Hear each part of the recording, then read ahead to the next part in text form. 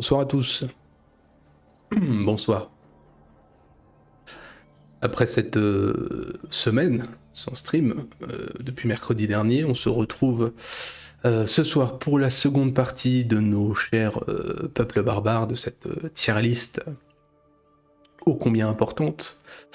Nous avons classé 15 peuples, il nous en reste 15 à découvrir et surtout à classer, c'est le but principal. Donc, ne traînons pas, même si je pense, en tout cas j'espère que cette vidéo durera un petit peu moins que la précédente. J'ai pris un petit peu moins de notes, on verra bien, j'avais dépassé assez largement le timing sur la première, il n'est pas certain que ce soit pas exactement la même chose ici. Bon, j'ai bien conscience des limites en termes de découverte de notre petit exercice, au-delà même du peu de sens de la chose, peu de sens qui est assez secondaire, on n'est pas là pour se prendre au sérieux. Mais le but, c'est simplement d'ouvrir une porte, de faire un début d'évocation et peut-être aussi de familiariser avec ce sujet ceux qui ne le sont pas du tout. Parce que, fatalement, un jour, j'en reparlerai dans des vidéos. Peut-être dans très longtemps, mais j'en reparlerai. Si toutefois je continue à faire des vidéos, c'est la condition sine qua non. Et puis classer les choses, c'est toujours sympathique. Même si je le redis, ce n'est qu'un intérêt secondaire, voire même tertiaire après le divertissement et la connaissance. On va voir si le choix que j'ai fait du moins 10 ans reste un vœu pieux ou si on va réussir à aller un tout petit peu plus vite.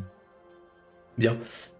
On avait terminé la semaine dernière, il y a 2 semaines, pardon, avec les Lombards. Et donc nous allons commencer cette semaine avec les morts. Alors, comme d'habitude, il faut que je jongle avec le petit diaporama, donc il faut que je le passe, hop, ici, et que je fasse la transition à chaque fois. Donc les morts, c'est délicat parce que c'est un terme qui a servi à désigner des populations changeantes, des Romains jusqu'à nous-mêmes. Hein. On va nous utiliser l'acception à la romaine, c'est-à-dire les morts comme population berbère. Et en gros, dans une lente formation, dans un long processus à partir du deuxième, et surtout au 5e siècle, comme le mort comme toute population non romaine en Afrique du Nord, surtout celles qui seront, bien sûr, celles qui sont opposées au pouvoir romain. Le terme deviendra donc assez étendu par la suite, mais ça déborde de notre propos et ce n'est pas un terme qui veut dire grand-chose. À part plus ou moins noir pour les latins. Mais là n'est pas le sujet. Donc pourquoi les morts? Alors déjà, je peux vous dire qu'on en reparlera dans un dimanche historique l'an prochain normalement, je le redirai pour les Vandales, puisqu'on en reparlera aussi. Ce qui nous intéresse, bien sûr, ce ne sont pas les Berbères numides ou de Mauritanie, en tout cas pas ceux des temps classiques de la République et de l'Empire, on n'est pas sur Jugurtha ou que sais-je. Donc ce qui nous intéresse, ce sont, disons, les populations des marges du 5e et du 6e siècle. Pourquoi? Eh bien, parce qu'ils vont accompagner le passage des Vandales en Afrique et la constitution de leur royaume. On va reparler des Vandales bien sûr à la fin, ils sont dans la liste comme vous le voyez, et on en reparlera comme j'ai dit dans un an. Mais les morts jouent un rôle important dans la désagrégation ensuite du royaume vandal. Parce qu'ils ne sont qu'une cause parmi d'autres, mais la tension qu'ils font peser sur les frontières du royaume vandal, l'incapacité de ce dernier à juguler la menace, les défaites aussi accumulées, vont rendre ce pouvoir vandal assez instable et vont contribuer à faire détrôner le roi Hildéric, qui était plutôt proche de la cour de Constantinople et donc de Justinien, et ce qui conduit en partie, ou en tout cas comme prétexte, à l'expédition de Bélisère par la suite. Donc ça joue un rôle assez important. Et ensuite, une fois la préfecture du prétoire établie, ils vont être, et même alors, au temps de l'exarcat, ce sera plus une menace, et bien ils vont être pendant 15 ans l'antagoniste principal des Byzantins, faisant de l'Afrique du Nord un des fronts chauds de l'Empire. Et surtout, ce qui est très intéressant, c'est qu'ils vont lier leurs assauts avec les multiples révoltes dans ce secteur. Encore une fois, on en reparlera. Il faudra toute la diplomatie et l'or de l'Empire, et aussi une victoire miraculeuse au champ de Caton, je crois que je ne l'ai pas noté, mais je crois que c'est vers 550, Il faudra tout ça pour pacifier la région. C'est intéressant parce que l'Empire, que ce soit la préfecture ou même après l'exarcat, même en l'absence d'une vraie menace mort, eh bien il ne pourra jamais récupérer l'entièreté du territoire perdu, et on va voir se constituer de véritables petits royaumes romano-morts à l'identité assez originale. Encore une fois, la nature a toujours horreur du vide.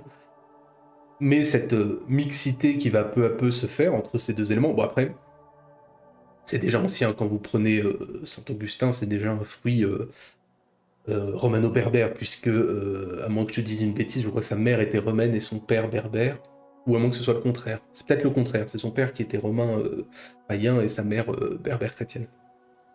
Mais à cette époque, l'identité romaine, elle est encore citoyenne et impériale, elle n'a pas encore évolué qu'elle sera, en tout cas en Afrique du Nord au 6e, et donc cette mixité conduit à ce que ce soit un espèce de condominium romano-berbère qui va s'opposer par la suite à la conquête arabe de l'Exarcat, conquête qui dure et qui s'étale sur plus d'un demi-siècle. C'est d'ailleurs on va dire le premier vrai coup d'arrêt oublié à l'expansion du califat, la première expansion du califat. Et ce sont les Berbères par la suite qui continueront la résistance, avant d'ailleurs de très vite former à l'avant-garde de la conquête musulmane de l'Espagne par ce qu'on pourrait appeler un nouveau retournement de situation. Ce qui explique bien sûr qu'on parlera de mort en Espagne. J'ai mis dans les images, alors attendez, hop, tac. Voilà, tous ces petits royaumes romano-morts. Donc du coup, comment les classer? Alors, comment est-ce qu'on avait mis tout ça? Faut que je me rappelle. Ok. Je pense pas qu'ils méritent mieux que Alain Madelin. Ils sont des pilleurs opportunistes dans les premiers temps de la conquête vandale. Puis, on va dire, des ravageurs des marges du royaume et ensuite de l'Empire romain d'Orient, même s'ils parviennent à fonder des petits royaumes romano-barbares d'une puissance modérée. Puissance modérée mais conjuguée qui menace l'existence même de la province d'Afrique pendant un temps. On a dit qu'on ne débordait pas sur la conquête islamique dans laquelle les Berbères vont jouer un rôle, donc voilà, dans le cadre des 5e et 6e, et même s'ils ont une importante postérité, je pense pas qu'ils méritent mieux que ça. Voire même d'ailleurs un cran de moins, mais on va rehausser le niveau parce qu'ils sont toujours présents. Alors attendez, hop, bougez pas, il faut que je passe ça en dessous. Hop, comme d'habitude, transition. Voilà, aux côtés des Bavarois, comme ça ils feront un magnifique échange culturel et de bons procédés. Donc voilà pour les morts. Ensuite, nos amis Ostrogoths. Alors, les Ostrogoths, comme d'habitude. Tac, on repasse. Ici. Hop, transition. Ah, j'ai mis la carte tout de suite. Je ne sais plus, il me semblait que j'avais mis quelque chose avant, mais c'est pas grave. Ça a dû peut-être disparaître. Attendez, bougez pas. J'avais dit que ça durerait peut-être moins longtemps finalement. Peut-être que l'image est un format qui ne passe pas, c'est possible. Hop. Pourtant si. Bon, c'est pas très grave. On aura le royaume, c'est le plus important. Bon, les Ostrogoths, on est sur un des peuples les plus connus. D'autant plus que j'ai fait une fois un livre dessus à l'époque, enfin sur les guerres ostrogothiques en Italie, donc sur les Ostrogoths par définition. Donc les Ostrogoths sont issus, bien entendu, du rameau original des Goths, hein, germains orientaux descendus de Scandinavie et de la Vistule vers la mer Noire, sur un temps qui s'étale, on va dire, du 1er au 3e siècle. La séparation définitive en deux rameaux d'ouest et d'est, même si les termes sont assez impropres, semble dater de la période de l'arrivée des Huns, pas avant, mais bon, tout ça est toujours très incertain. L'ethnonyme des Ostrogoths, il est assez délicat à restituer avec certitude. Sont d'abord ce qu'on appelle les Greutinges. Donc ils sont censés être les Goths de l'Est orientaux, sans que les chercheurs ne soient d'accord sur tout, d'autant plus que le terme Visigoth, qui serait son pendant, hein, ces Goths de l'Occident, de l'Ouest, ce terme-là est lui une pure création plus tardive. Ce qui est sûr, c'est que les Goths sont attestés dès le 3e sur le Danube, On a déjà parlé de leur ravage sur ce point de frontière et en mer Noire aussi, hein. Ils vont aller assez loin, jusqu'en Crète, jusque l'île de Chypre aussi, hein. Ils vont ravager vraiment toute la mer Méditerranée orientale. Mais on ne parle pas d'Ostrogoths avant 399, qui est la seule mention certaine de ce nom avant la fondation du royaume d'Italie par Théodoric.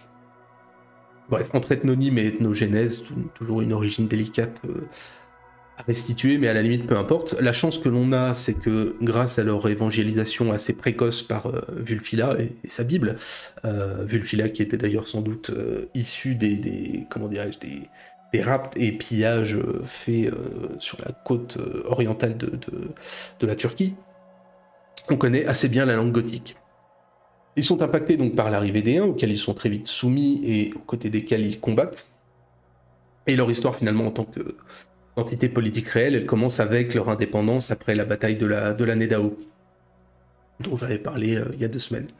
Ils sont d'abord installés en Pannonie, d'où ils triomphent des autres tribus germaniques. Encore une fois, je me consacre, disons, au royaume principal et à sa généalogie et à sa descendance. Le grand homme des Ostrogoths, c'est bien sûr Théodoric, qui est né environ entre, on va dire, 450 et 455, donc né avec l'indépendance de son peuple. Il est patrice de l'Empire romain d'Orient, il a été formé, en tout cas pendant plusieurs années, à Constantinople, et il a son royaume fédéré sur le bas Danube vers 476. Comme d'autres royaumes, ils ont des relations délicates avec l'Empire qui, en la personne de Zénon en l'occurrence, peu importe, mais qui lassé de leur ravage, va les envoyer reprendre le royaume d'Italie pour leur compte, même si c'est une fiction à laquelle l'empereur Zénon ne doit pas beaucoup croire lui-même. En tout cas, la chose est faite. Après une grande guerre contre Odoacre, que Théodoric va tuer lui-même lors d'un banquet de réconciliation. Et ils fondent un royaume qui est sans doute, alors pour un court laps de temps, mais qui est sans doute le plus puissant d'Occident, que ce soit, vous le voyez sur la carte, géographiquement, mais aussi culturellement, militairement et diplomatiquement. Alors la carte qui est affichée ici, c'est pas forcément le royaume à son apogée, dans le sens où pendant un temps, Théodoric assura aussi la régence du royaume visigothique d'Espagne. Donc il aura une puissance encore plus importante. C'est, alors j'ose pas dire le modèle absolu, mais c'est un modèle assez accompli du royaume romano-barbare au sens strict, c'est-à-dire double, ethniquement et religieusement différent de la majorité du peuple, un monde militaire barbare et un monde administrativement romain. Ce qui sera pour un temps sa force, mais qui sera fatalement à long terme un échec. Parce que cette ambivalence, cette nécessité d'apaiser les deux cultures, on va dire les deux parties, de reposer sur les Romains pour le civil et les Ostrogoths et les peuples agrégés, on va dire, qui sont venus avec eux, pour le militaire, en fait, finalement, tendait le royaume dans 2 directions contradictoires. Et dès la mort de Théodoric, ou en tout cas très rapidement, l'édifice va s'écrouler, puisque l'arianisme est problématique. La politique va osciller entre ostrogothisme exacerbé et population romaine, et surtout le Sénat et la haute aristocratie qui regardent vers Byzance. Et ce seront ce dont on a parlé assez longuement il y a assez longtemps maintenant, 20 ans de guerre terrible en Italie, marquée par la peste, marquée par une résistance farouche aussi de l'élément barbare qui tient au fait que les Byzantins y accorderont souvent des moyens assez limités, en tout cas au début, mais aussi au fait que la répartition barbare était par exemple plus diffuse qu'en Afrique du Nord, par exemple chez les Vandales qui sont largement concentrés autour de Carthage, ce qui donnera lieu à une Italie assez largement ravagée du nord au sud. Le peuple ostrogoth resta sans doute en Italie, où il disparut, soit se mêla aux locaux, soit rejoignit par exemple les Lombards, nouveaux envahisseurs. Alors il est clair qu'ils ont eu un royaume qui est un des possibles de l'histoire. Ils ont eu une cour brillante, représentant notamment avec Boès et Cassiodore, l'un des derniers soubresauts de la Romanitas. Ils ont eu une langue, une culture et une existence, mais fondamentalement, elle a été fugace. Et donc, du coup, Euh, Si j'enlève, hop, le petit diapo, je ne pense pas qu'on puisse les mettre non plus au-dessus de Alain Madelin, vu là où on a mis les autres, quand je compare aux Angles, aux Bretons, aux Huns et aux Lombards, qui ont qui ont une renommée ou une postérité plus importante, même si effectivement le royaume des Ostrogoths a été un royaume très important pendant quelques décennies. Voilà pour eux. Pour eux. Ensuite, ensuite, nous avons les Pictes. Formidable Pictes. Hop. Je bouge le diaporama. Excusez-moi. Tac.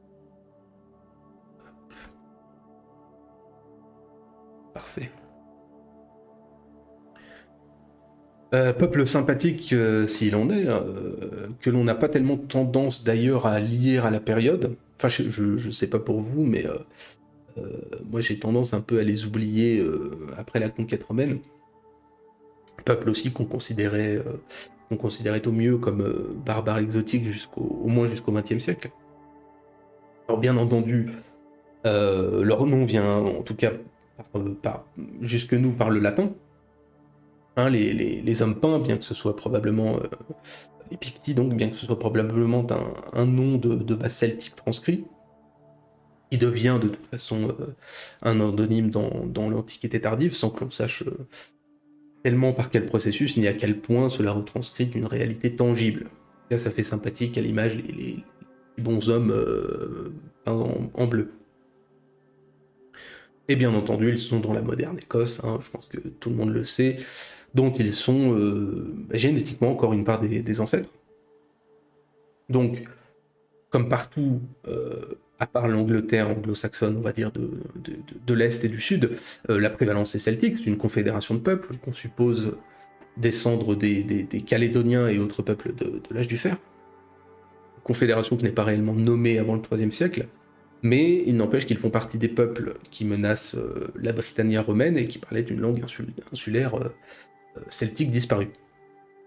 Ils prennent part notamment, je ne sais plus si j'en avais parlé il y a 2 semaines peut-être, ils prennent part à la grande invasion de 368 aux côtés des Scots, des Francs et des Saxons, ce qui pourrait supposer des interactions inconnues entre ces peuples pour réaliser cette attaque commune, ce qui est assez intéressant. Et eh bien, ils font partie de ces peuples qui déferlent ensuite sur, j'allais dire les royaumes, en tout cas les entités administratives du Sud, n'abusons pas du terme royaume, donc toutes ces entités établies une fois les Romains partis, et qui entraînent, en tout cas c'est ce que le peu d'histoire douteuse que l'on a dit, qui entraînent l'appel aux Angles, Saxons et autres. Dans les faits, il est probable, on l'avait dit, je crois au moment des Angles et des Jutes, que vu la piraterie endémique, les tentatives d'invasion précédentes et l'habitude du trajet de certains de ces peuples, eh bien il est probable que la colonisation avait commencé avant et ensuite que les Pictes n'y jouèrent fondamentalement pas grand rôle, hein, le mouvement était déjà lancé.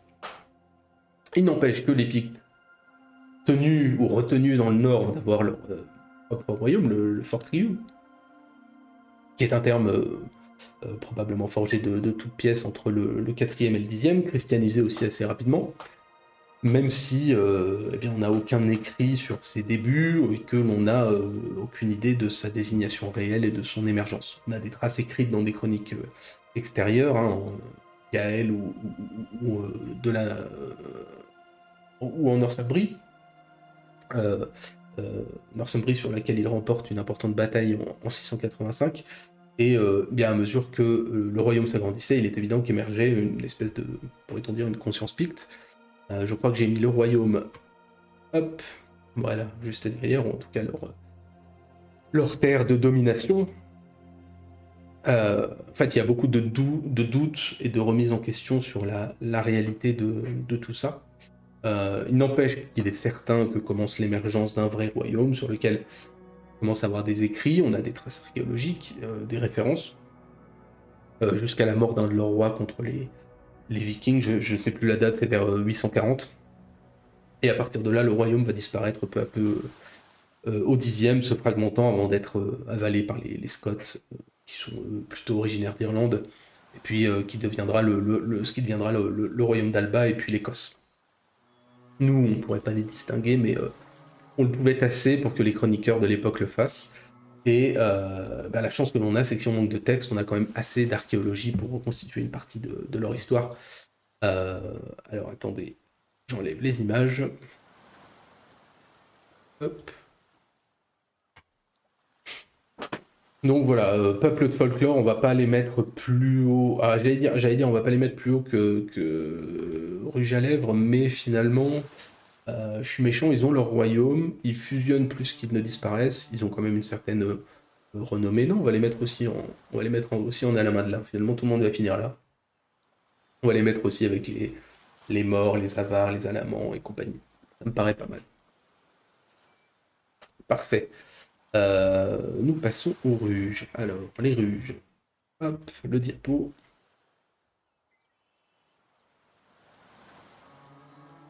Les ruges.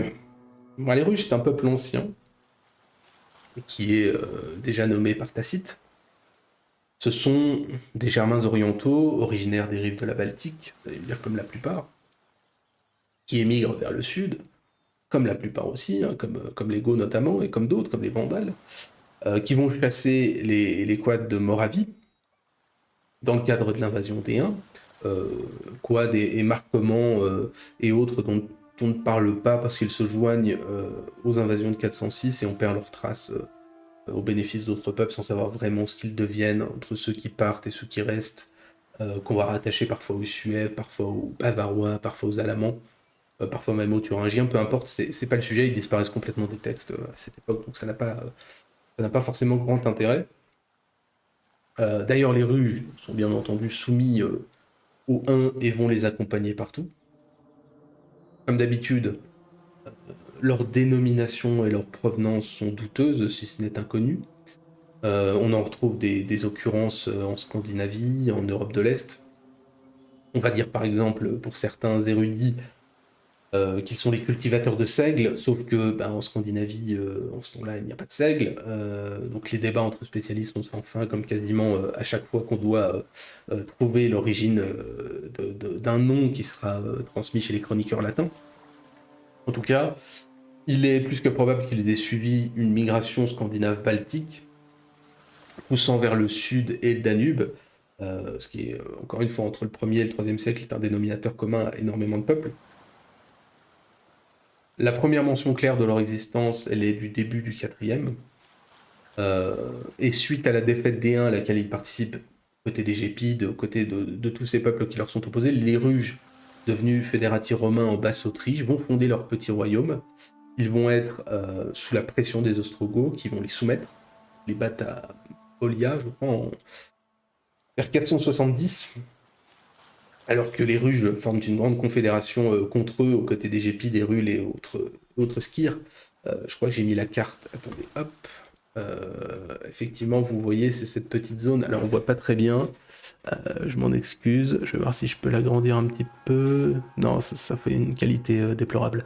C'est cette petite zone grise entre les Ostrogoths et les Alamans. Donc, entre le orange et le bleu, vous avez cette petite zone grise qui est censée correspondre au royaume des Ruges. Donc, à cette époque, vu leur situation, ils sont des pillards de la zone du Danube. Ils vont participer aux attaques contre l'Empire. Ils vont aussi accompagner Odoacre dans sa conquête de 476, d'où les doutes sur les origines d'Odoacre, dont on ne sait pas s'il est skyre, hérule ou ruge. Les Ruges vont retrouver donc un petit peu de marge de manœuvre. Ils vont s'allier finalement avec les Ostrogoths devant la nouvelle menace des Alamans et des Thuringiens. Et ils se retrouvent un petit peu ensuite pris dans le jeu politique du temps. En fait, Zénon va d'abord essayer de les utiliser avant d'utiliser les Ostrogoths pour faire tomber Odoacre. Sauf qu'Odoacre va les vaincre et le royaume des Ruges est détruit en 488, le roi étant exécuté à Ravenne. Et ce sont les Lombards qui vont coloniser alors la zone vidée de son élite militaire vaincue. Et bien, les Ruges vont se fondre dans ce nouveau royaume lombard où vont rejoindre le royaume ostrogoth Théodoric qui part à la conquête de l'Italie. Ce qui fait d'ailleurs que l'un des derniers rois des Ostrogoths dans la résistance contre Justinien était un Ruge.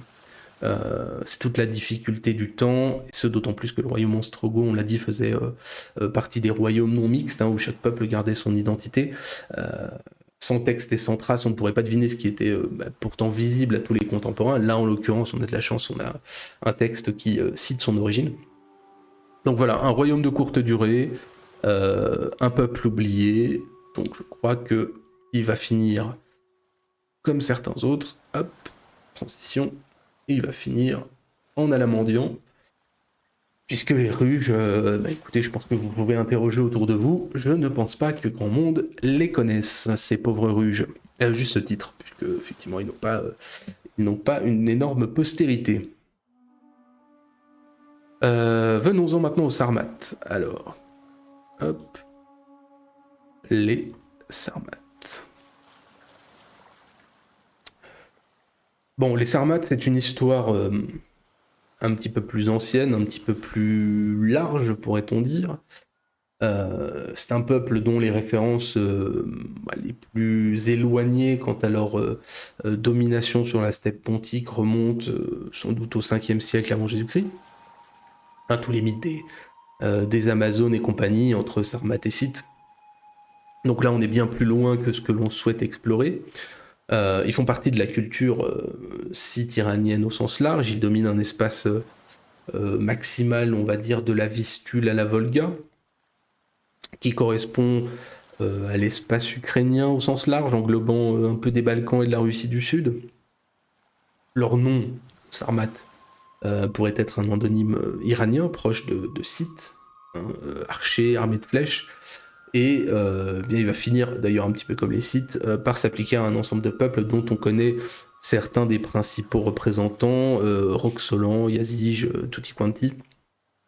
On a parlé aussi d'un exonyme grec pour le lézard, Soromatae, et même d'un nom figurant la puissance des femmes, donc finalement, comme d'habitude, à chacun sa théorie. Donc on pourrait bien entendu parler des Amazones, de la culture des Kourganes, tout un ensemble de choses, mais finalement il y a beaucoup d'incertitudes, assez peu de choses à transmettre qui puissent, ou doivent en tout cas être retenues.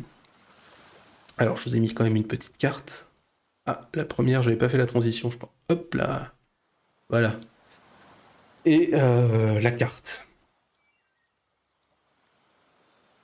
Ce qui nous intéresse sont encore une fois les siècles de l'ère chrétienne. Même si la carte, comme vous le voyez, est un petit peu plus éloignée. Ils ont des contacts étroits, diplomatiques ou conflictuels avec les Romains, que ce soit via le Caucase ou le Danube. La génétique chez eux montre une assez large hétérogénéité, mais elle reste avant tout une génétique de la steppe eurasienne. On sait qu'ils vont servir d'auxiliaires de façon extensive, notamment en Gaule, où on retrouverait d'ailleurs quelques toponymies associées.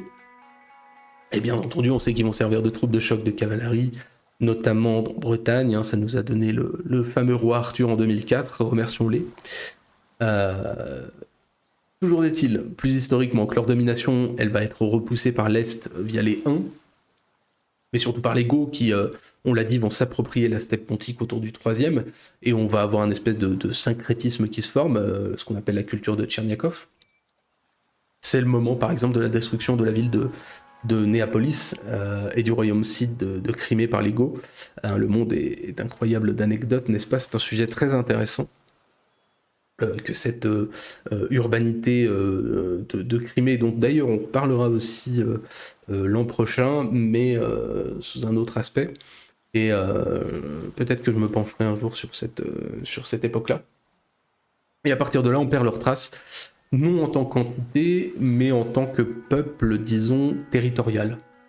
Un grand nombre vont être soumis aux Huns, notamment pour se libérer des Goths, et le reste va refluer en Occident, où ils se joignent aux Goths et aux Vandales dans leur progression à travers l'Empire, voire vont être installés comme Leth, j'en avais parlé il y a 2 semaines, principalement en Gaule, là encore.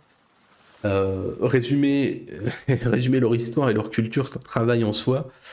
Ce n'est pas tellement le but ici, il faudrait y consacrer une vidéo, mais pour le coup, vraiment ce peuple-là en tant que tel m'intéresse moins que d'autres.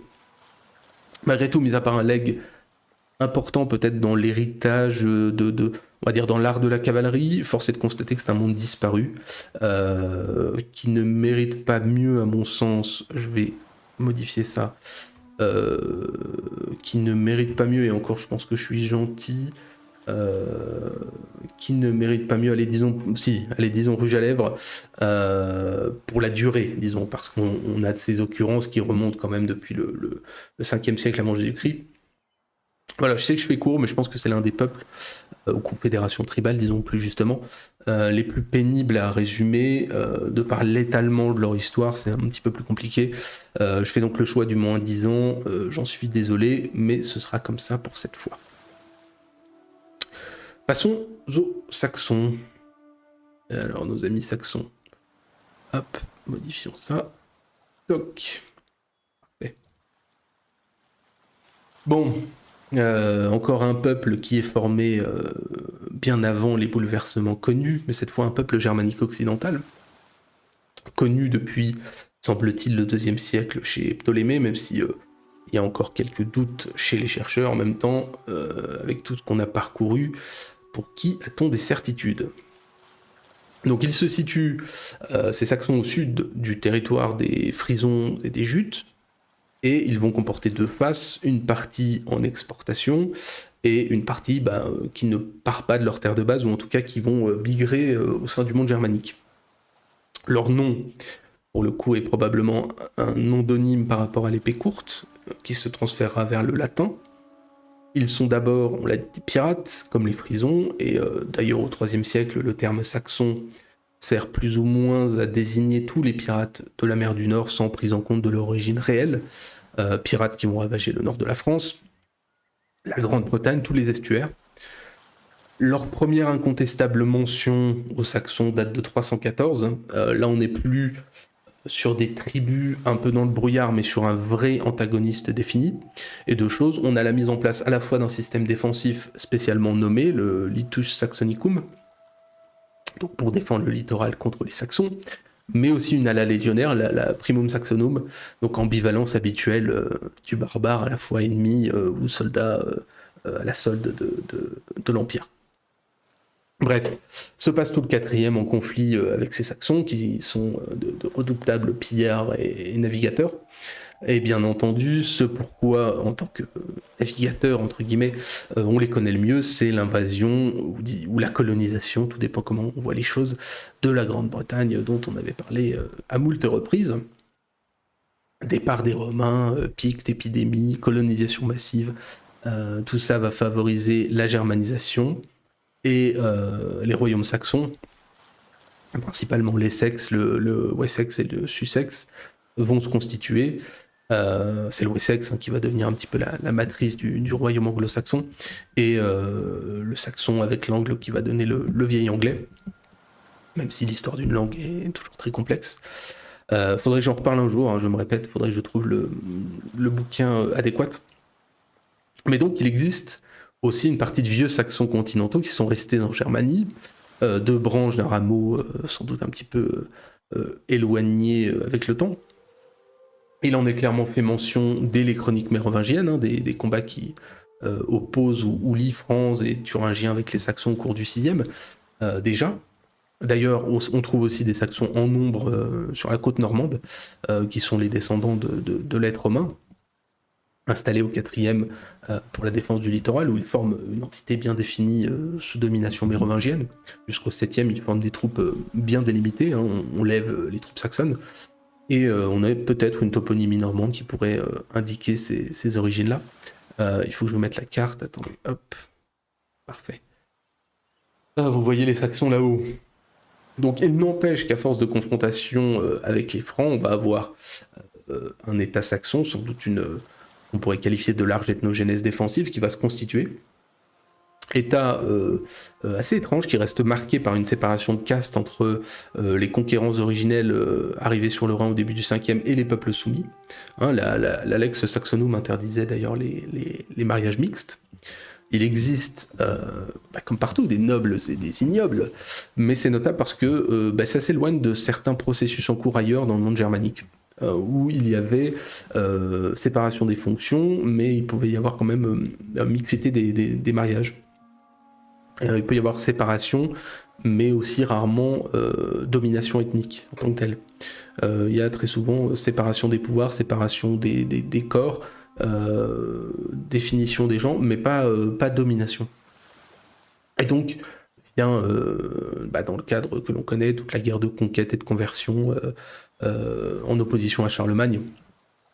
Je reviens pas, ça dépasse notre sujet, là, toute cette immense guerre de 30 ans, Widukind, l'Irminsul et compagnie, c'est des choses qui dépassent le cadre. Mais c'est assez intéressant, parce que c'est d'ailleurs l'un des peuples qui s'opposera le plus à la conversion et à une forme de civilisation partagée, que ce soit en Angleterre ou en Germanie. Je trouve que c'est assez intéressant. Et ça rejoint aussi la division en castes, puisque finalement les nobles y étaient assez favorables pour le coup, ils y voyaient leur intérêt. C'est le bas peuple souvent qui s'opposait à cette conversion et souhaitait préserver ces traditions. Et donc à la suite de leur défaite finale, on va se retrouver avec un grand-duché de Saxe jusqu'en 1300, qui n'a d'ailleurs rien à voir en passant avec la Saxe actuelle. La Saxe actuelle elle est bien plus à l'est, c'est plutôt ce qui est aujourd'hui la Basse-Saxe qui correspond à la Saxe historique. Bon, on va pas s'étaler non plus là-dessus. Hop. Bougeons comme ça. Bien écoutez, je pense que pour leur legs et leur postérité, sans aucun problème, ils méritent un bon Didier Lombard, il n'y a pas de souci. J'ai presque hésité avec Skir Cassis, mais bon, il faut pas non plus, il faut pas pousser trop les choses. Je pense qu'ils seront bien là où ils sont. Et en parlant de Skir Cassis, nous voilà avec les skirs. Alors attendez, bougez pas. Hop. Parfait. Ça fonctionne. Donc les skirs. Les skirs, c'est un peu les équivalents des ruges et des hérules dont ils sont proches. Il semblerait que Pline l'Ancien d'ailleurs les mentionne dans la même zone. Ils sont, comme beaucoup de peuples qu'on a vus maintenant, originaires de la Baltique, ce sont des Germains orientaux situés vers la Lituanie. Depuis le 19e, l'étymologie rapproche leur nom du gothique et semble signifier les purs, peut-être sous une approche, disons, raciale. Et même si aujourd'hui on n'a pas tellement de doutes sur leur origine germanique, eh bien les sources antiques semblent ne pas forcément les considérer comme telles, ce qui a nourri des controverses sur une origine possiblement proto-balte. Peu importe, hein, comme les Gauls, les Vandales, Ruges, Hérules et autres Burgondes, ils entament leur migration vers le sud à partir de la Vistule au IIIe siècle, et sont mentionnés dans la zone criméenne près des Goths, en même temps que les Bastarnes, qui est un peuple germanique assez intéressant, plus influencé presque germano-celte, ce qui explique d'ailleurs, de par le voisinage des Skirs, peut-être la notion de pureté mise en avant par ces derniers pour signifier que ne s'était pas mélangé. Et Bastarnes, dont on n'a pas parlé parce que, pareil, ils disparaissent vraiment très rapidement, avant même les grandes invasions proprement dites. On n'est pas certain de leur lieu exact de vie aux Skirs, entre Carpath et Mer Noire, mais en tout cas ils sont cités dans la liste de Vérone, dont je n'ai pas encore parlé, mais je me laisse un peu de, un petit rigolo, je me laisse un peu de matière entre chaque épisode. Ce qu'on appelle la Laterculus Veronensis, qui est la liste des provinces romaines et des peuples barbares sous Constantin. Donc, les Skirs passent bien entendu sous la domination des Huns, vu leur situation. Ils vont se déplacer vers l'ouest, ils vont participer aux raids sur l'Empire, ils sont notamment bien du côté unique au champ catalonique. Et donc après la mort d'Attila, comme tous ces autres peuples, ils rejoignent la coalition sous les Gépides pour la bataille de la Nédao, et ils vont établir leur royaume, dont Odoacre était peut-être issu. C'est pour ça que c'est intéressant, c'est un tel bouillonnement qu'on peut pas savoir qui est quoi et vient d'où. Hérule, Skir, Ruge, d'ascendance unique, roi des peuples fédérés, roi d'un peuple auquel s'adjoint des éléments d'un autre, on sait jamais rien de certain sur les personnages du temps. Peut-être même que le royaume Skir a été dirigé lui-même par un Hun ou un Thuringien, qu'un des grands spécialistes n'est d'accord avec son voisin comme d'habitude. Et donc ils vont s'établir sur le moyen Danube, ils vont être en compétition avec les Gépides, les Ostrogoths, pour la domination de la région. Je vous ai mis, hop. Bon, vous les voyez à côté du chiffre 6, à droite. Vous voyez ces petits Skirs qui traînent. Donc après avoir tenté d'attaquer les Ostrogoths, ils sont vaincus par ces derniers et ils vont recevoir le soutien des peuples alentours, mais je l'ai déjà dit, la grande coalition qui est faite contre les Ostrogoths, elle va être battue à la Bolia vers 470. Et ils ne se remettent jamais. Et ce serait à ce moment-là, si on se met de ce côté de l'histoire, qu'Odoac relancerait ce qu'il reste de son peuple et de la coalition des vaincus à la conquête de l'Italie, d'abord en tant que mercenaire, puis en tant que chef révolté par la suite. Et bien une fois Théodoric envoyé par Zénon à la conquête de l'Italie, les Skyres disparaissent en tant que peuple, même si certains chercheurs pensent qu'ils ont pu aider à constituer ce que seront les Bavarois. On l'a dit, les ethnogénèses, c'est toujours un grand plaisir. Alors attendez, hop, j'enlève le diapo. Bon bah là, je crois que, hop, on a un endroit tout destiné pour eux. Ils seront en Alamendian. Même si c'est le genre de peuple qu'on aime pour son obscurité, sa disparition, bon, ils n'ont pas fait grand-chose, ils n'ont pas vraiment de postérité. Si à la limite on était certain pour Odoac, on pourrait dire qu'ils ont mis fin à la fiction qui était devenue la part occidentaliste de l'Empire romain, mais on n'est même pas certain de ça. On est vraiment sur, là on est vraiment sur la fin de classement, là on est vraiment sur les Skyres, ouais, on est vraiment sur dans le dur, dirons-nous, par rapport même aux autres qui sont leurs compagnons en Alamandian. On est vraiment sur un peuple là inconnu et oublié. Ensuite, les Slaves. Je me permets alors, je vais juste boire un petit coup parce que vous ne voudriez pas que votre hôte souffre de sévère déshydratation. Ce serait dommage.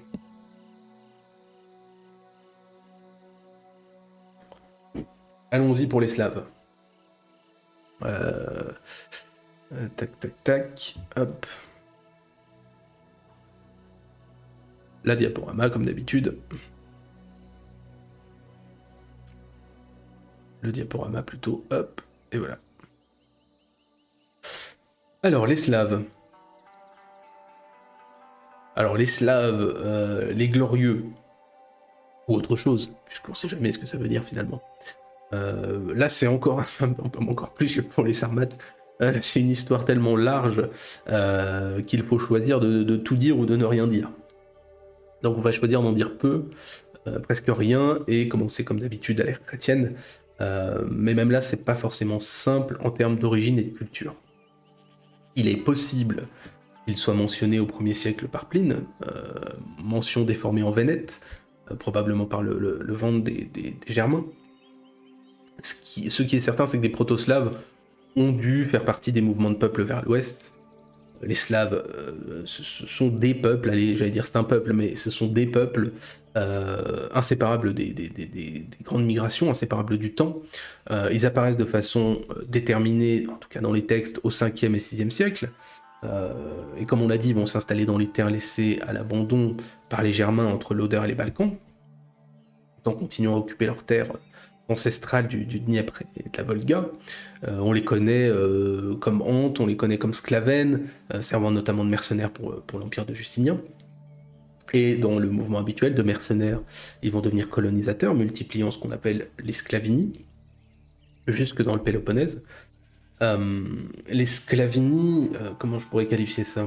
Ce sont des communautés villageoises et guerrières qui vont être un véritable problème pour l'Empire, qui vont former des micro-abcès séparatistes, des milliers de micro-abcès séparatistes, très difficiles à réduire et qui vont piller abondamment l'Empire.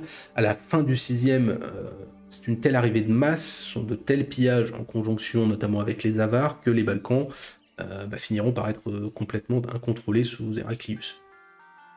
Et Salonique notamment, qui est la deuxième ville de l'Empire, traditionnellement, même si à cette époque-là, l'Empire compte encore Alexandrie et Carthage et compagnie, mais Thessalonique est une des grandes villes de l'Empire, et notamment, elle va être assiégée à de multiples reprises. La contrepartie à cette installation, la contrepartie à ça, qui est positive, c'est que du coup, chez Procope, chez Jordanès, chez Maurice, ou qui on veut, on a des sources à ne plus trop quoi savoir en faire.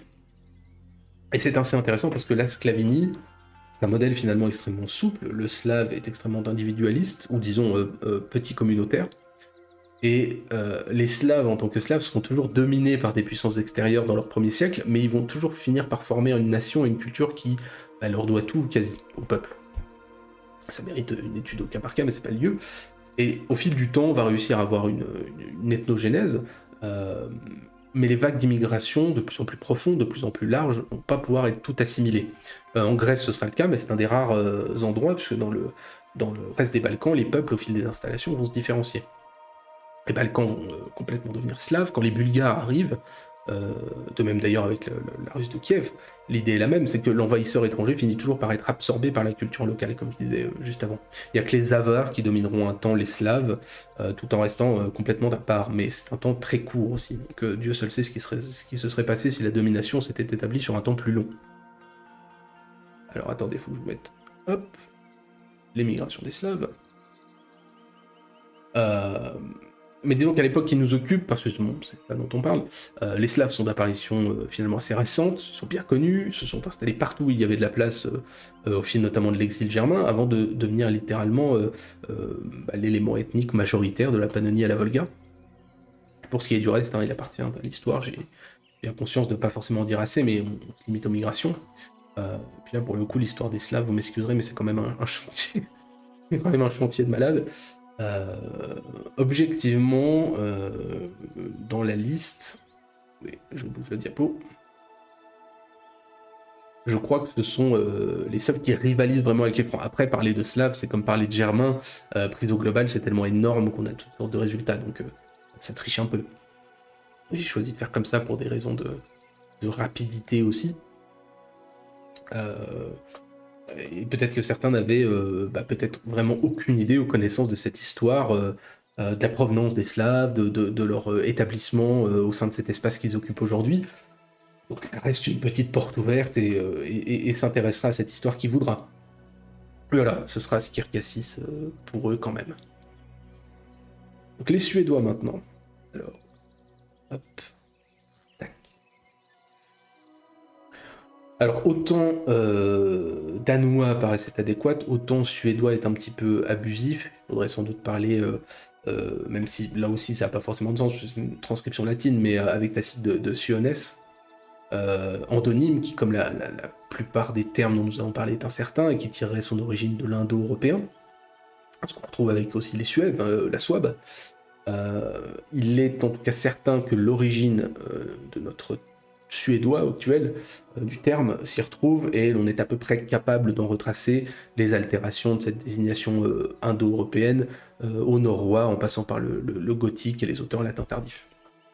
Ils sont donc cités par Tacite comme une tribu puissante, un peuple de marins installé sur l'île que l'on pense être la Scandinavie du temps, même si on met aujourd'hui en doute une continuité ethnique directe depuis ces temps, hein, des temps de Tacite jusqu'à Jordanès qui nomme lui les Suéans, qui sont pour le coup décrits plutôt comme un peuple de cavaliers, et qui sont installés dans le Svealand, et dans les régions les plus fertiles du pays.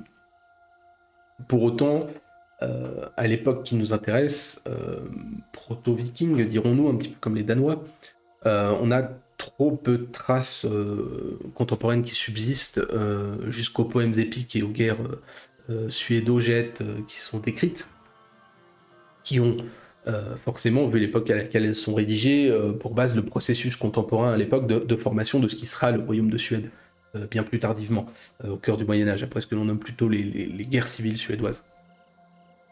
On met la carte, hop.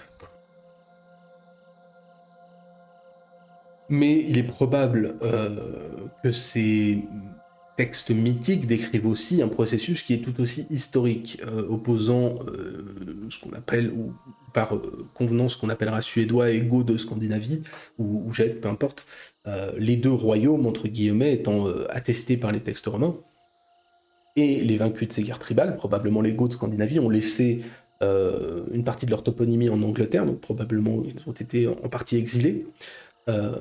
Et pour autant, ce peuple suédois, il existe, il laisse apparaître des traces archéologiques dans ce que l'on appelle la période Wendel, qui est l'âge du fer germanique récent, en gros du 6e au 9e. Et en fait, la source la plus utilisée, c'est le Beowulf qui se déroule au 5e et 6e, mais dont la datation en lui-même est délicate, hein, postérieure, ça c'est évident. Et il est évident aussi que lorsque votre histoire se base là-dessus, c'est pas qu'il n'y a pas grand-chose à en dire, c'est qu'il n'y a pas forcément grand-chose de certain à en dire. Les contacts avec Rome ont existé, trop lointains pour donner lieu à une vraie histoire. La période de Vindel a donné de nombreuses découvertes archéologiques. On a les sépultures en forme de bateaux, les casques qu'on connaît, les glaives, les boucliers. On a de nombreux sites archéologiques qui émergent. De même aussi qu'on note une extension des terres agricoles dès le IIIe siècle. La société probablement continuait à se structurer sous forme de clans, et il est évident que certains ont pu participer aux grandes migrations, ou ont à tout le moins noué des contacts commerciaux.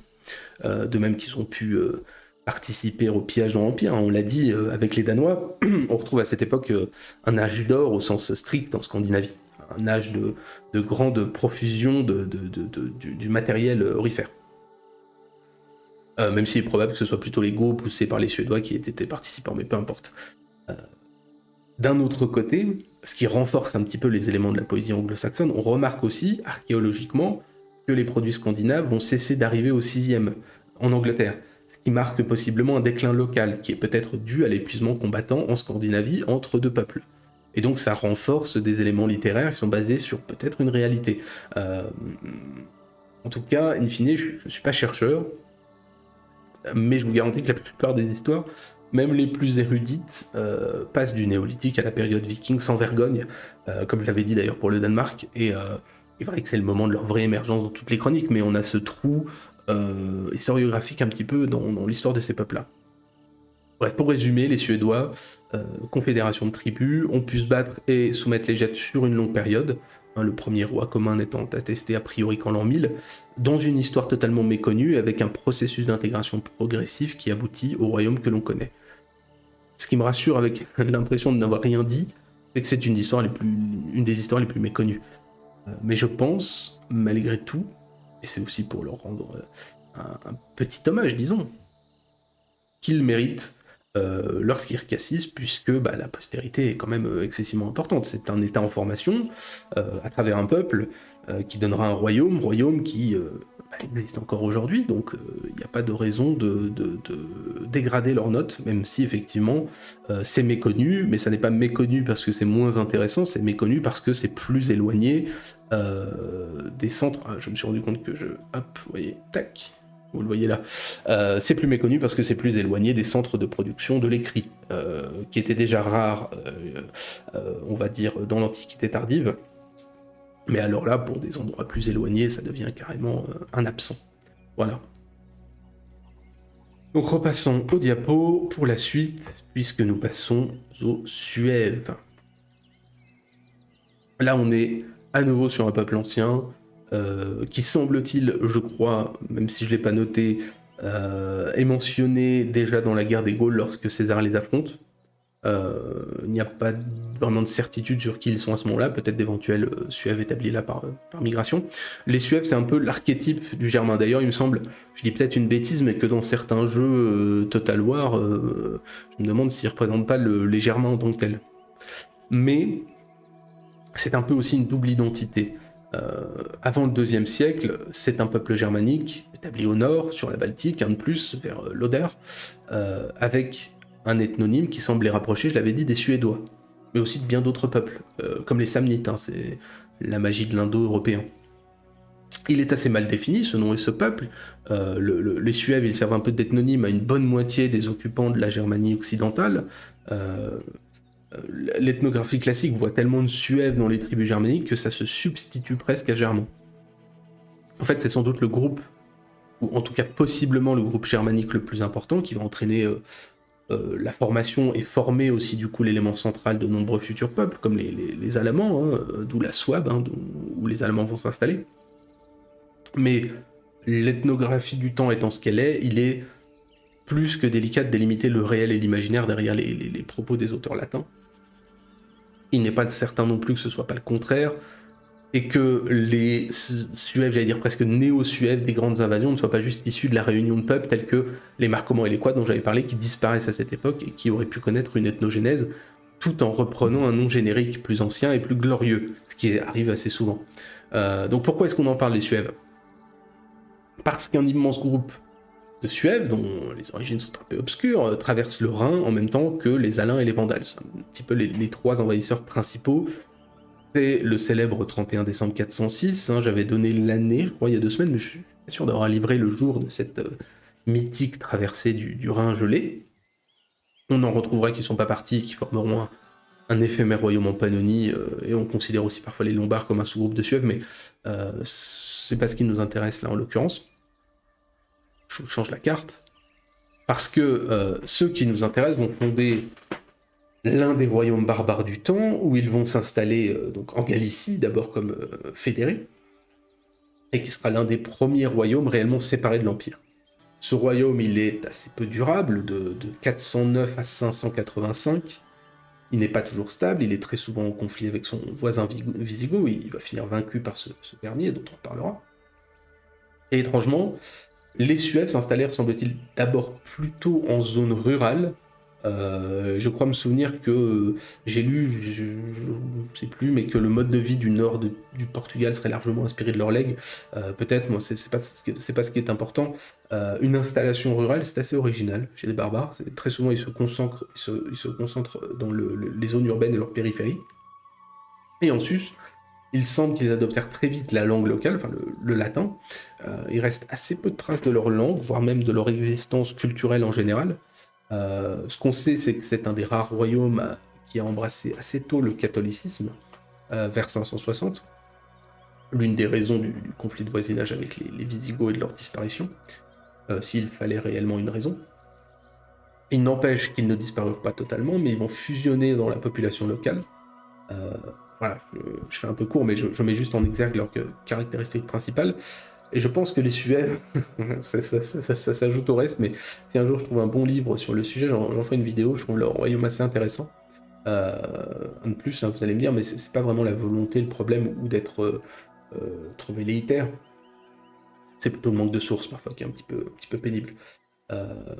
En attendant, pour la note, alors, les Suèves. Le chef arioviste pendant... Ah ouais, ok. Bon bah tu vois, tu connais mieux ta guerre des Gaules que moi. Oryctès, c'est probable. Euh, je me semblait bien effectivement qu'il y avait une occurrence dans la guerre des Gaules. Ok, très bien, donc c'est confirmé par notre latiniste chevronné qui est Oryctès, qui j'espère bientôt viendra nous présenter la guerre des Gaules. Euh, hop. Donc, passons. Bon, pour leurs notes, bref.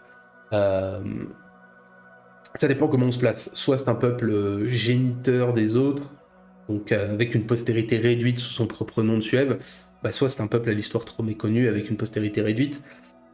Par prudence, je vais choisir la seconde option et les mettre, j'allais dire en rouge à lèvres, mais finalement, quand je vois... Vous voyez, si, effectivement, ils ont quand même un royaume, ils ont une postérité moins importante que les autres, et je regarde un peu par rapport à ceux que j'ai mis au-dessus, notamment par exemple les Ostrogoths, ils ont certes un royaume un petit peu plus long, mais qui est quand même beaucoup plus noyé dans... Il n'y a aucune trace, les Ostrogoths, vous trouverez encore le mausolée de Théodoric, vous trouverez encore... j'ai peur de dire une bêtise, Saint-Vital, à Ravenne. Non. C'est laquelle? J'oublie son nom. Je suis sûr que les plus érudits, Rictest, tu me retrouveras ça. Merde, je trouve plus. C'est pas Saint-Vital. Comment il s'appelle l'autre? Putain, je l'ai vu en plus. Je suis vraiment un crétin. Saint-Vital. Bon, peu importe. Trouve-moi trouve-moi ça, Rictest. J'ai plus le nom. C'est pas grave. Le nom de la basilique dans laquelle tu trouves les mosaïques de Théodoric, à Ravenne, il n'est pas Saint-Vital. Saint-Vital étant celle, normalement, où tu trouves toutes les mosaïques de Justinien et compagnie. Mais c'est pas très grave, t'inquiète pas, je garderai l'œil dessus et je sais que tu me trouveras ça tranquillement. Bien, passons à la suite au Taifal. Mais oui. Alors, on remet la diapo. Saint Apollinaire, Saint Apollinaire, exactement. Oui, bah merci Google, c'est pas grave, hein, j'aurais fait la même chose. Quand tu trouves plus, tu vas chercher sur le net. Saint Apollinaire, exactement. Tout à fait, tout à fait, tout à fait. C'est pas un nom qui reste aussi bien que Saint-Vital, je trouve. Mais oui, oui, t'as raison, c'est magnifique. Je m'en veux de l'avoir oublié, mais bon, ça arrive, hein, c'est comme ça. Bien, les Taïfal, alors là, c'est un petit peu... c'est notre petit bonbon. Ces grands oubliés, c'est bien parce que les Taïfal, tout le monde s'en branle, et en même temps, on en sait plus sur eux que sur de nombreux autres peuples, dont on a parlé, enfin plus. On ne sait pas vraiment si ce peuple, enfin cette confédération même de tribus était d'origine germanique ou sarmate, j'allais dire, en disant sarmato-iranienne, bon, ça commence bien, on ne sait pas grand-chose, mais ça reste identique à un certain nombre d'autres peuples. En fait, arrivé à ce stade, vous l'avez compris, on peut diviser ça en trois classes, ces peuples. On a les peuples dont on parle déjà chez les auteurs latins dès le 1er siècle, les peuples qui apparaissent au 3e avec les premières invasions, et les peuples des 2 siècles suivants, qui sont les plus tardifs. Donc eux, comme un certain nombre de peuples, ils apparaissent au 3e entre Dacie et Mésie, Roumanie et Bulgarie, disons. Ils apparaissent dans les textes latins en tout cas, sans qu'on sache s'ils suivent les Goths ou sont gothiques. En tout cas, ils forment une confédération avec les Tervinges, les ancêtres, pour faire simple, des Visigoths, en conflit avec les Gépides. Ce qui ne veut rien dire en tant que tel, puisque être affilié politiquement ou géographiquement à un peuple ne veut pas dire en faire partie. C'est un peuple de cavaliers qui ne s'assimilera jamais aux Goths et sera toujours à part, on le voit ne serait-ce que dans la manière de combattre. De même que les pauvres Taïfal, on connaît pratiquement rien de leur culture réelle. Ce qui est sûr, c'est qu'ils obtiennent ensuite un fédus de Rome, ils vont être installés en Valachie, sont toutefois indépendants parce que leur territoire en Valachie, on sait que l'Empire avait abandonné la Dacie. Leur territoire est hors de contrôle de l'Empire, qui vont assez souvent piller. Je vous mets la carte. Parfait. Donc à partir de 370, les Huns vont un petit peu rebattre les cartes, et la confédération que les Taïfal forment avec les Visigoths va être déstabilisée. Les Alains sont l'écho qui pousse les Taïfal. Ils s'allient ensuite avec les Ostrogoths, mais ils vont être battus par l'Empire près de Marcianopolis, pendant que les Visigoths, on le sait, ont remporté la bataille d'Andrinople en 378. Et ces Visigoths vont commencer à les attaquer, faisant passer une partie des Taïfal sous leur domination.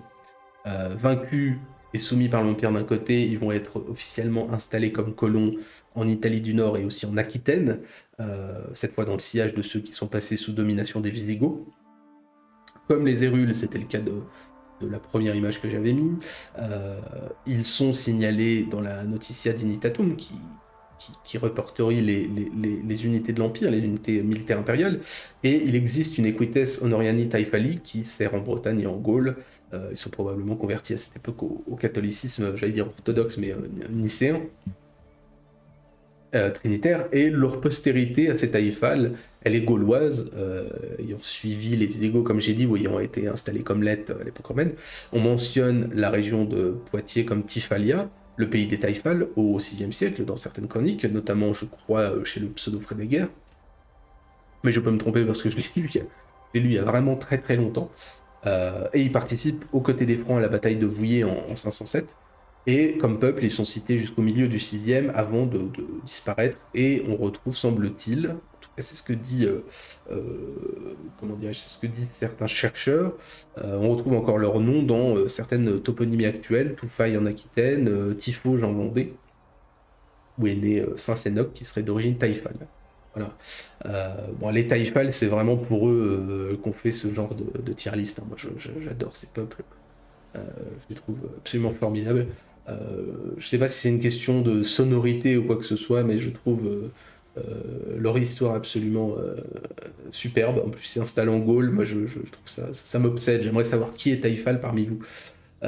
Bref, donc par contre, c'est nul à chier. Hein. Ils vont finir en Alamendian parce que leur postérité, leur histoire sont pas forcément, elles sont sans grand intérêt, on va dire, voilà, sans grande postérité. Il n'y a pas cette brillance, cet attrait que peuvent avoir certains autres peuples. Ensuite, plus que 4. On va presque réussir à tenir le timing. Hein. Les Thuringes, effectivement. Alors, hop. Voilà, regardez-moi cette bonne trogne. C'est l'homme de Beulstedt qui est issu et reconstitué d'une tombe de Thuringe du 6e siècle, donc sans doute un homme habitant l'espace thuringien à cette époque. Donc encore un de ces peuples au nom qui résonne à nos modernes oreilles. Alors les Thuringiens, on ne sait pas d'où ils viennent, ils sont très peu mentionnés même au 3e et 4e siècle, les siècles où on va dire usuellement apparaissent les peuples inconnus auparavant. La première mention de leur nom, elle se fait au 5e siècle. Leur endonyme et ethnogénèse impliquent probablement une ascendance suève, je l'avais dit, peut-être par les Angles et les Varnes. Et de même, ils font partie de certains textes les impliquant dans l'invasion de la Gaule par Attila. On les associe aussi parfois à Odoacre, on leur attribue des liens avec les Ruges, les Skyres, les Hérules, qui vadrouillaient dans la zone. Donc voilà, probablement un peuple germanique de l'Ouest, mais c'est un des moins connus. Il est clair en tout cas qu'ils font pas partie des grands peuples migrateurs, qu'ils ont une formation inconnue et une large absence de texte, puisque ils sont très peu au contact de Rome avant, on va dire, une plus grande rareté des textes en Occident après la fin de l'Empire. On les retrouve que chez Végès et Sidoine Apollinaire, et à l'occasion de leur ravage. Néanmoins, après la chute d'Attila, il est clair qu'ils fondent peu ou prou un royaume, en tout cas ce qui pourrait s'y assimiler, sur une Thuringe actuelle un petit peu étendue, représentant les anciennes terres des Alamans qui sont partis vers le sud, et correspondante avec leurs voisins proches ou éloignés que sont les Francs et les Ostrogoths. Ce royaume, semble-t-il, atteint son apogée territorial au début du 6e sous le roi Hermanfrid, qui est le fils d'une reine lombarde, ce qui prouve les échanges du temps, et lui-même avait épousé une princesse ostrogothique. Leur histoire aux Thuringiens va se lier largement avec l'Austrasie, Austrasie franque donc, et la seule source, c'est Grégoire de Tours, la seule source sur quasiment tout d'ailleurs. Il semblerait que le royaume de Thuringe se soit déchiré entre frères et avec l'appui franc, et qu'ensuite ces derniers remportaient une immense bataille contre le roi vainqueur de cette guerre fratricide. Et qu'ensuite la Thuringe fait prise à l'est par les Slaves, au nord par les Saxons et à l'ouest par les Francs. Je vous mets la carte. La carte est d'une qualité, c'est bizarre, j'ai mis la même tout à l'heure, elle était d'une meilleure qualité, bon c'est pas grave, vous voyez la Thuringe en marron là, entre Saxon et Odoacre, bon ça c'est à l'époque, c'est au milieu du 5e, en tout cas vers 476, après la prise de pouvoir d'Odoacre. Un peuple méconnu donc, complexe, puisque notamment les sites funéraires indiquent une assez grande part de femmes uniques après l'effondrement de l'Empire. Il semblerait aussi qu'une large part de ce peuple ait rejoint les Lombards vers l'Italie. Le roi Agilulf, par exemple, qui régnera sur le royaume lombard, était pleinement thuringien. Encore une fois, quand on a des textes, ils sont capables de donner l'ascendance et l'origine des rois. La Thuringe, ensuite, une fois asservie par les Francs, elle redevint indépendante au 7e siècle, dans le contexte troublé du temps des révoltes intérieures mérovingiennes. Puis elle redevint franque à nouveau par la suite, elle se convertit au christianisme seulement au 8e, que leur chaîne sacrée n'est abattue qu'en 724. Elle se rebelle ensuite contre Charlemagne, mais malgré tout ça, elle va conserver toujours son identité propre, sa loi, la Lex Thuringorum, l'une des lois que l'on pourrait dire tribales, entre guillemets, dictées sous Charlemagne, avant de basculer dans l'histoire du Saint-Empire romain germanique et toute autre chose qui n'a plus rien à voir avec ce que l'on traite aujourd'hui. Donc, j'en étais où ? Ici. Tac, transition. Une histoire finalement assez proche de pas mal d'autres. Un legs assez mesuré, il reste un nom, il reste un titre. Allez, comme pour les autres, avec un petit royaume et une identité. On va mettre en Alain Madelin.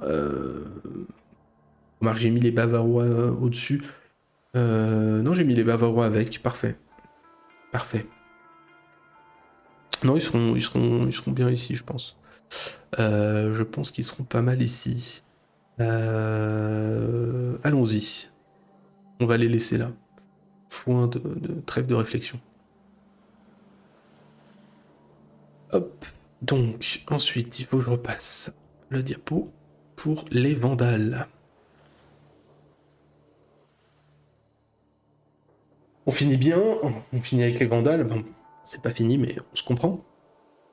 Les Vandales, c'est un peu le modèle du peuple des grandes invasions, d'où leur postérité aussi en tant qu'adjectif. Les Vandales sont des Germains orientaux qui sont issus de la Scandinavie, comme tous les autres. L'étymologie de cet ethnonyme est aussi sombre que les autres. On a assimilé ça à une province scandinave, à une figure de la mythologie germanique, à des suffixes proto-germaniques, mais en fait finalement rien n'est clair. Ils sont en tout cas connus des Pline l'Ancien, des Tacites, même si on ne dit pas forcément où ils sont situés et que les tribus qui sont citées par ces derniers n'apparaîtront plus après. Toutefois, on pense qu'ils vivent entre Oder et Vistule. La division entre les deux grandes familles sont les Hasdings et les Silings, les deux grandes familles des Vandales. Elle n'est pas attestée avant le IIe siècle, et ils apparaissent durant les guerres marcomanes, où ils sont sur le Danube. Ils vont pendant 2 siècles s'y opposer aux Romains, avant de migrer vers 330 en Pannonie, après une défaite contre les Goths. L'empereur Constantin leur concédant des territoires sur la rive droite du Danube, disons hongrois aujourd'hui, et ils vont y rester un demi-siècle. Poussés par les Huns, les Vandales migrent vers la Gaule en 405, où ils vont s'opposer durement aux Francs, qui finissent par vaincre, et ils vont traverser le Rhin au cours de ce fameux 31 décembre 406, notamment avec les Alains et les Suèves. Ils dévastent la Gaule, ils vont s'installer d'abord dans la péninsule ibérique. Ils sont d'abord fédérés des Romains avant que les Visigoths ne viennent les écraser avec les Alains et qu'ils soient, en plus de ça, de l'autre côté, vaincus par les Suèves. Cependant, vaincus, ils sont toutefois pas détruits. Ils vont continuer leur ravage en Méditerranée occidentale et en Hispanie. Et la prise de Carthagène va leur fournir en fait une base importante qu'ils vont utiliser pour quitter l'Espagne vers l'Afrique du Nord en 429.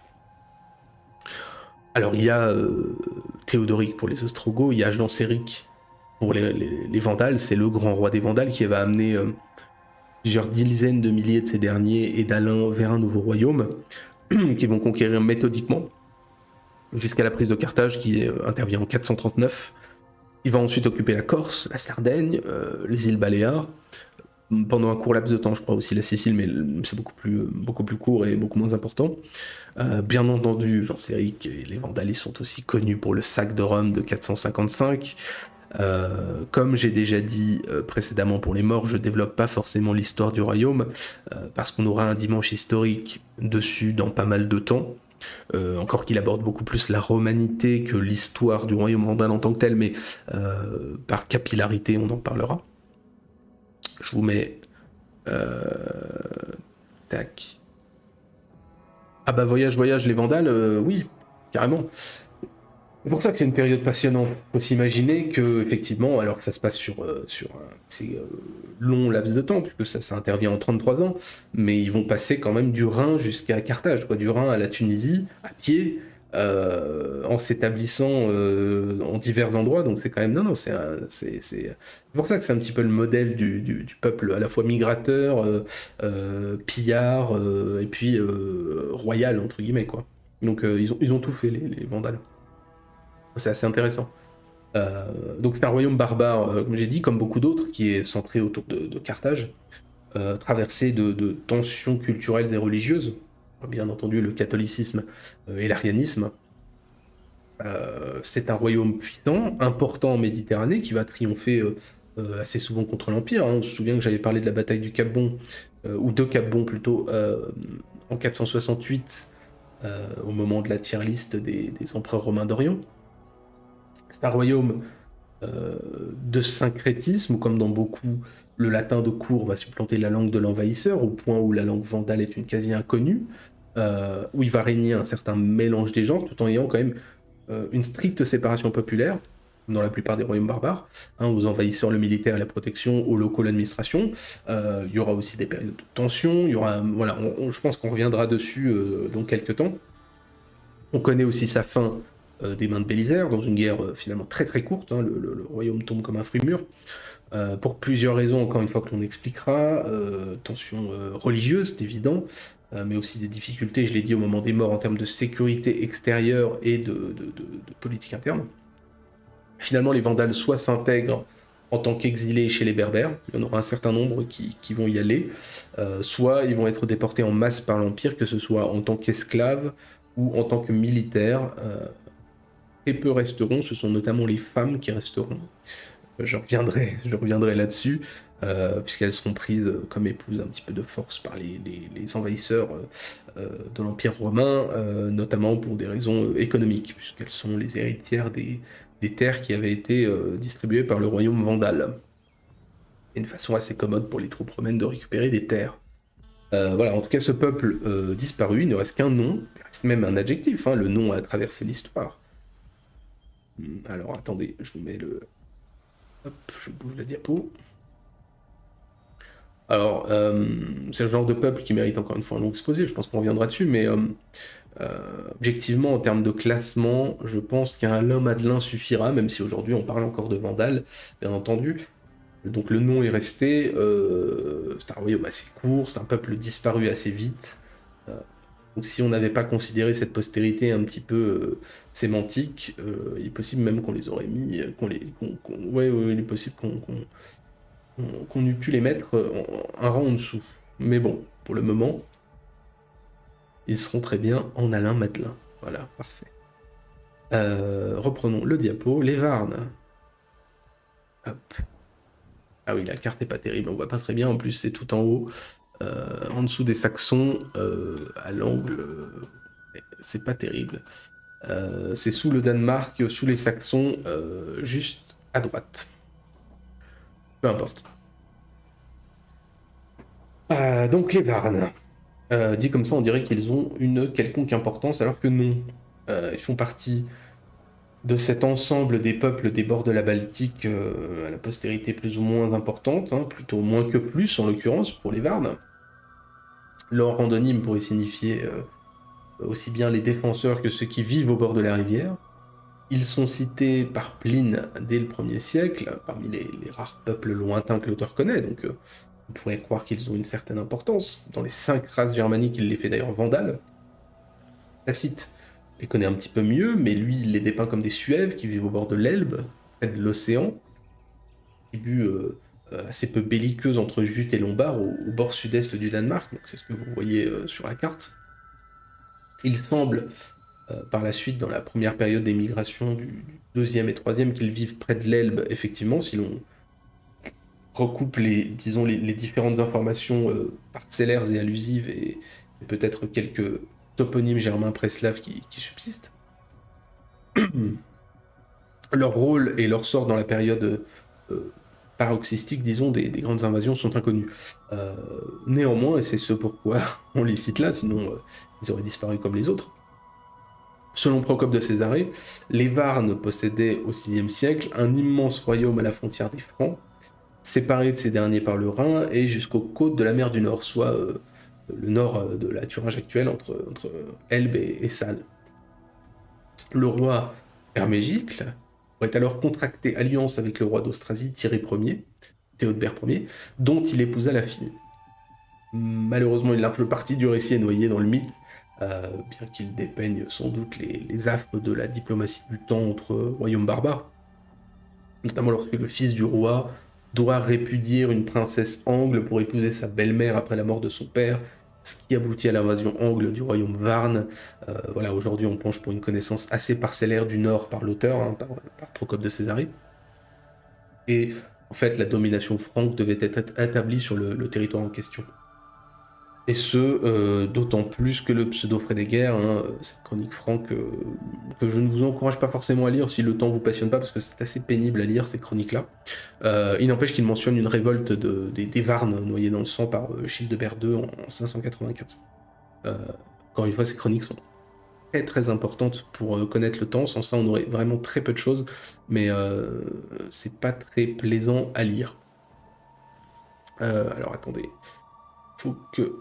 Hop.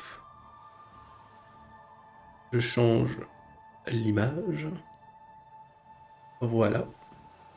Les petits trajets des Varnes, alors bon, la carte en elle-même vaut ce qu'elle vaut. Donc on penche aussi sur un rapprochement des Varnes d'un conglomérat thuringien dont ils auraient fait partie jusqu'à être écrasés par les Francs et à disparaître, assimilés dans leur migration pendant que leur terre d'origine devenait par la suite slave. Ce qu'appuie, semble-t-il, une lettre de Théodoric donc le roi des Ostrogoths, au roi des Thuringiens, Hérules et Varnes, pour une alliance de revers contre Clovis, de même que la loi des Thuringiens est dite loi des Angles et des Varnes sous Charlemagne. Les Varnes et les Angles, malgré le départ en masse de ces derniers, devaient être sans doute extrêmement proches. Voilà. On l'aura compris, c'est un peuple extrêmement méconnu, sans postérité. Donc, les Varnes, ça ira tout en bas. Et moi, je vais en profiter avant le dernier pour boire un petit coup.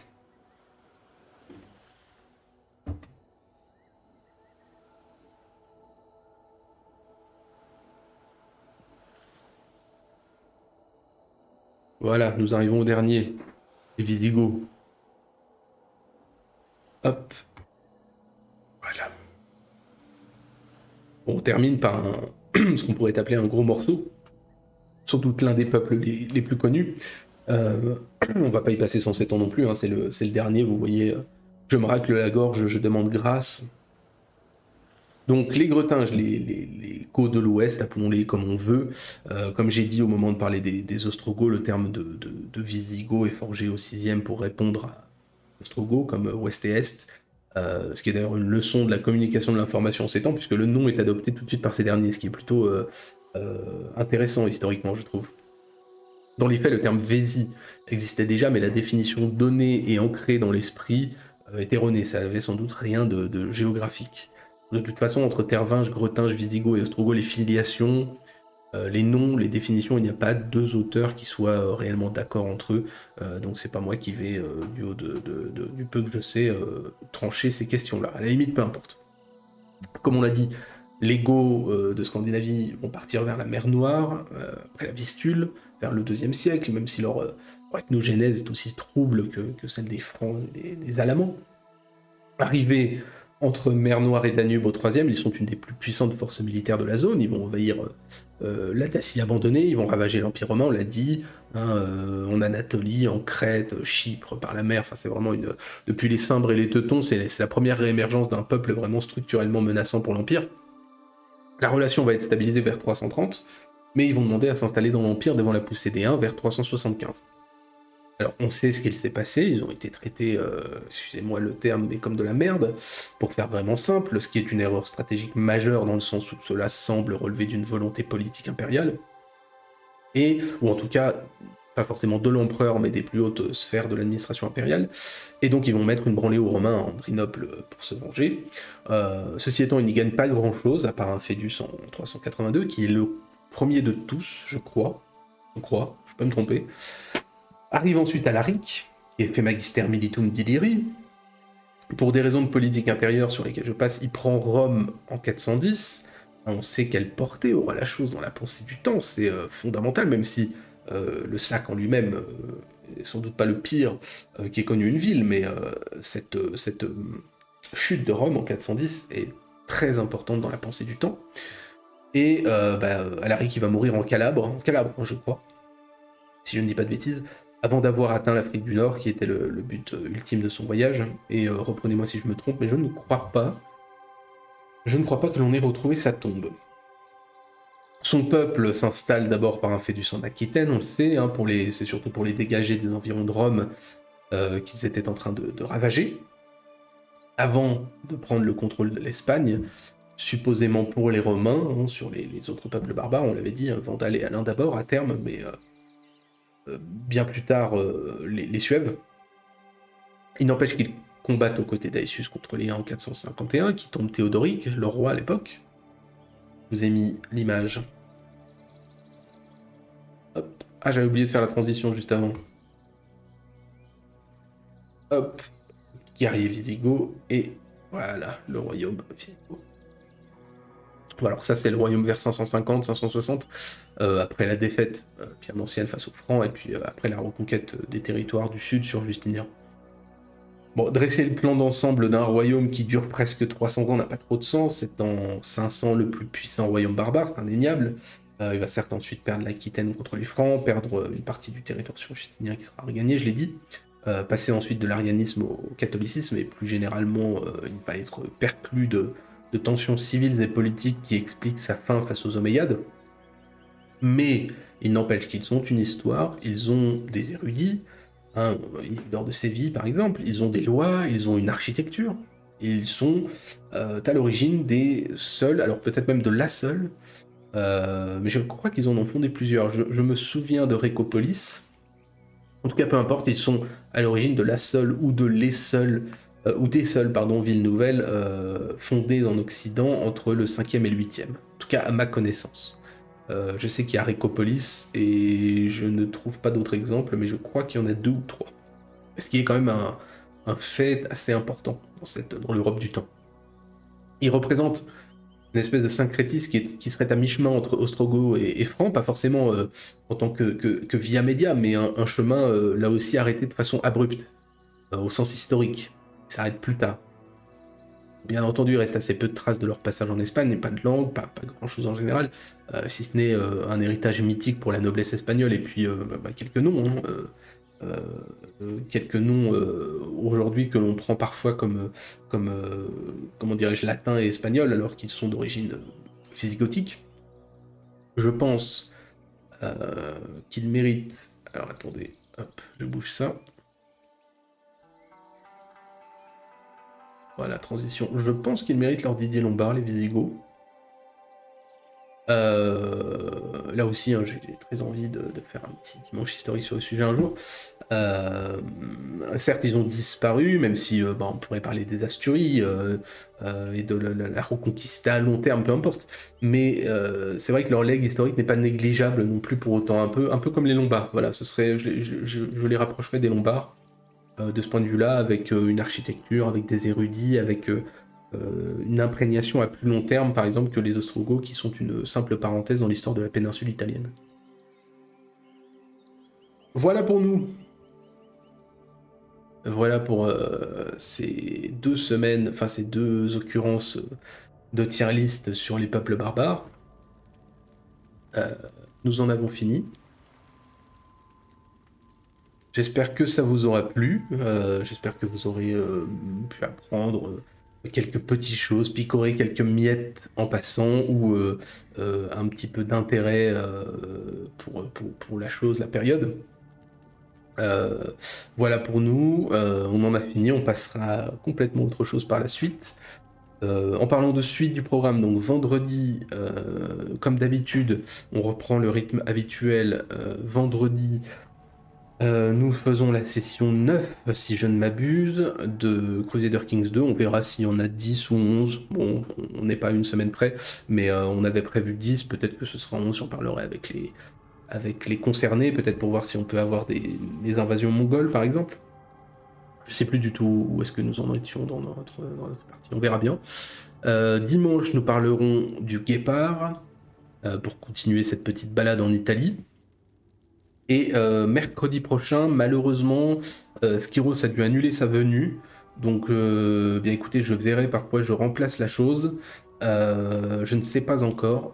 Je pense pas décaler de réception ou quoi que ce soit, parce que ça bougerait tout le programme pour les gens qui ont coché ça dans leur calendrier. Normalement, à cette heure-ci, j'ai des réceptions jusqu'au mois de juillet. J'ai 2 mois prévus, donc c'est plutôt bien, mais malheureusement, la Skiros pourra pas venir, donc je vais voir, soit on fera ça un autre jour de la semaine, s'il le souhaite, soit sinon je décalerai ça un mercredi, dans finalement assez longtemps, malheureusement, peut-être début juillet. C'est là où j'ai un créneau libre, donc je verrai ça avec lui en temps voulu. Et en temps utile, pour le moment, vous avez le programme qui vous attend. De toute façon, sur la chaîne Twitch, il y est toujours. Je mets toujours des petits panneaux pour vous donner le programme. Et puis, ma foi, voilà pour ce soir. Donc, je vous souhaite à tous, c'est très bien, on a respecté l'horaire. 1h30, c'est très bien. Donc, je vous souhaite à tous une bonne fin de soirée, ou une bonne journée pour ceux qui verront ça en rediffusion. Et puis, écoutez, pour ma part, je vous dis à vendredi. Allez, à bientôt.